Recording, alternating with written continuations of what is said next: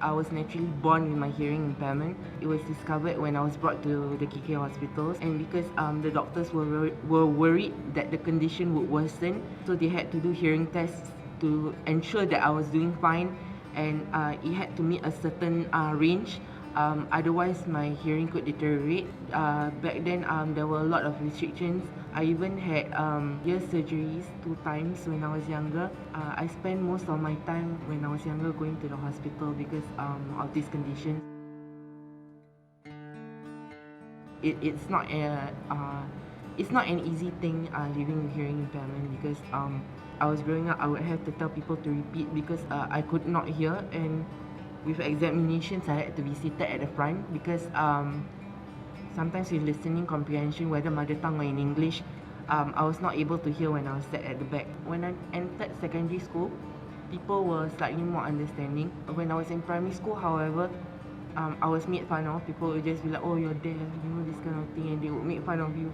I even had a boy who was deaf and actually made fun of me for it.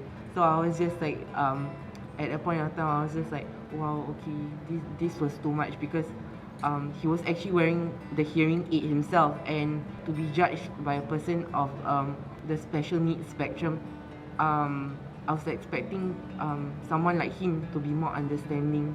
I learned to slowly explain to people why it's like this and how it happened. Most of my teachers and the peers are quite understanding of it.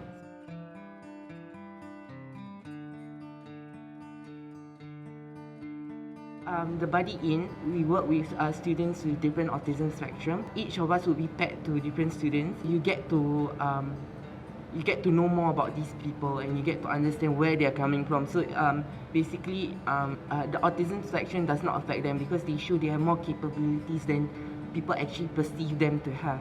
So for example, I had this boy, he was very good with, in the arts, so he could draw very well. So when he entered ITE, from the last I've heard, is that he entered into a design course because he was very creative and he was able to draw. So basically what we have to understand about the autism spectrum is that sometimes they have more capabilities than we assume. The Buddy In system is partly also to guide them, to tell them that the issues that we may face outside in reality and the real world, and the people out there may not be as nice as we perceive the world to be. The teacher told me what Buddy In was about, what was ongoing, and I decided I wanted to volunteer, I wanted to become a part of this team. I actually feel that people can learn more about the people with autism, to be more understanding, tolerant. At the same time, you do get to understand that these people have a lot more to show you than what you actually think they do. So definitely I would recommend this to my friends, juniors. It helps us to understand the developing stages as a child. So for example, with autism, to me it's like the understanding of a human from the early stages of their development. So that's why I became interested in it, and definitely because I like kids as well.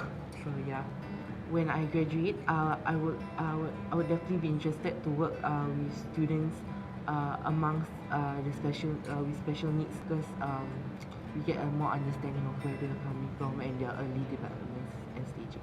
Art activities can be one of that. So music and dance is one of the incorporation. Designing, it could start from an early age. So with arts activities, it helps with the development of a child as well.